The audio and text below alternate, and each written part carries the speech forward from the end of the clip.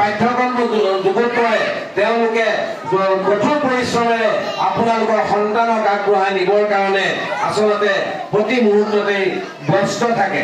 সেইকাৰণে আপোনালোকে যি চিনামৰা জাতীয় বিদ্যালয় নিৰ্বাচিত কৰিছে মই ভাবো এইটো আপোনালোকৰ সঠিক নিৰ্বাচন আৰু সেই সঠিক নিৰ্বাচনে আপোনালোকক অনাগত ভৱিষ্যতে আপোনালোকৰ সন্তানক লৈ আপোনালোকে গৰ্ব কৰিব পাৰিব। আপোনালোকৰ সন্তানক লৈ আপোনালোকে গৰ্ব কৰিব পাৰিব। মই সেইটো আপোনালোকক আশ্বস্ত কৰিব বিচাৰিছো। আৰু আমাৰ যিটো দায়িত্ব আৰু কৰ্তব্য, ক'ৰবাত যদি আমি পিছলি যাওঁ, ক'ৰবাত যদি আমাৰ ভুল হয়, তেতিয়াহ'লে আপোনালোকে আচলতে আমাক একে পৰিয়ালৰ ব্যক্তি হিচাপে আপোনালোকৰ শুধৰাই দিয়াৰ দায়িত্বও কিন্তু আপোনালোকৰ আছে। আপোনালোকে আমাৰ লগত মত বিনিময় কৰাৰ অধিকাৰ আছে, কিন্তু তাৰ কাৰণে আপোনালোকৰ যিটো আনুষ্ঠানিক ৰূপ আছে, ইয়াৰ অভিভাৱক সভা আছে, ইয়াৰ বিভিন্ন ধৰণৰ প্ৰচেছ আছে, সেই প্ৰচেছবিলাকত আপোনালোকে যুক্ত হৈ আপোনালোকে আজিৰ পৰা এই পৰিয়ালৰ এজন সদস্য হ'ল। আৰু মই প্ৰত্যেকজন আমাৰ পুৰণা ছাত্ৰ ছাত্ৰীক এটা ডাঙৰকৈ হাত চাপৰিৰে মই নৱাগতসকলক আগবঢ়াবৰ কাৰণে আহ্বান জনাইছোঁ। এতিয়া ইয়াৰ পিছৰ কাৰ্যসূচী পৰিচালনা কৰিবৰ কাৰণে মই আমাৰ বিদ্যালয়ৰ শিক্ষয়িত্ৰী উত্তৰা শইকীয়াক আহ্বান জনাইছোঁ। শুদ্ধ ৰূপত যাতে সকলোৱে শিকিব পাৰে সেই উদ্দেশ্যে মই অসমীয়া মিডিয়ামৰ বিদ্যালয়সমূহত সদায় প্ৰচেষ্টা কৰি আহিছোঁ। তিনিচুকীয়াত সৌমাজ্যোতি বিদ্যালয়, তিনিচুকীয়াৰ যিখন তেওঁলোকে ভাল জাতীয় বিদ্যালয়, সেই দুয়োখন বিদ্যালয়ৰ লগতেই মই যথেষ্ট ধৰণে জড়িত হৈ আছিলোঁ। আৰু এতিয়া যেতিয়া মই যোৰহাটলৈ পুনৰ ঘূৰি আহিলোঁ, এই ঘূৰি অহাৰ পিছত মোৰ ওচৰৰ বিদ্যালয় চিনামৰা জাতীয় বিদ্যালয়, আৰু এই বিদ্যালয়খন প্ৰথম যেতিয়া 2002 চনত আৰম্ভ কৰিছে, সেই সময়তে মই যেতিয়া ঘৰলৈ আহোঁ তেতিয়া শুনিছিলোঁ যে দিব্যজ্যোতি শৰ্মা বুলি এজনে ইয়াত এখন জাতীয় বিদ্যালয় খুলিছে। আৰু মই এই বিদ্যালয়খনৰ তেতিয়াৰ পৰাই যথেষ্ট উজ্জ্বল ভৱিষ্যত কামনা কৰিছিলোঁ।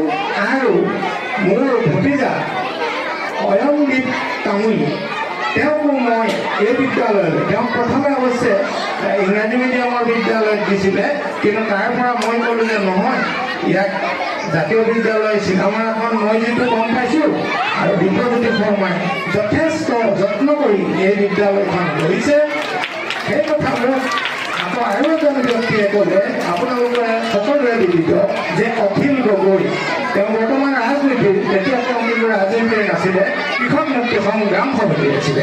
তেখেতে ক'লে যে মই যোৰহাটত ঘৰ বুলি ক'লত তেখেতে মোক কৈছিলে যে মোৰ এজন সহপাঠী খুবেই মোৰ লগত সহযোগী দিব্যজ্যোতি শৰ্মাই এখন বিদ্যালয় খুলিছে চিনামৰাত, আপুনি কেতিয়াবা যাব। কিন্তু মোৰ অহাৰ সৌভাগ্য নাই হোৱা, কিন্তু তথাপিতো আজি এই সৌভাগ্য মই ইয়াত পালোঁ। আৰু লগতে মোৰ ভাতৃপ্ৰতিম অমৰজ্যোতি শৰ্মা আছে। অমৰজ্যোতি শৰ্মা মোৰ লগত আগৰ পৰাই যথেষ্ট পৰিচিত। আৰু এইখিনিকে কৈছোঁ যে মই বেছি সময় খৰচ কৰাটো উচিত নহয়, সেয়ে মই আৰু বেছি নকওঁ। যিহেতু মই অসমীয়া ভাষাক ভাল পাওঁ, অসমীয়া জাতিক ভাল পাওঁ, গতিকে ইংৰাজী মিডিয়ামত কেতিয়াও মই মোৰ সঠিক সন্ততিক পঢ়াটো মই কামনা নকৰোঁ।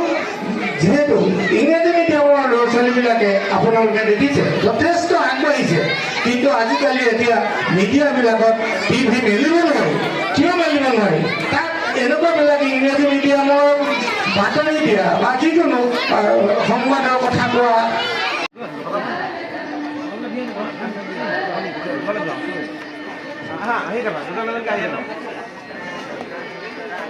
এজনকে আহি থাকক, বেলুন দিয়ক, বেলুন ৰ'ব, লাহে লাহে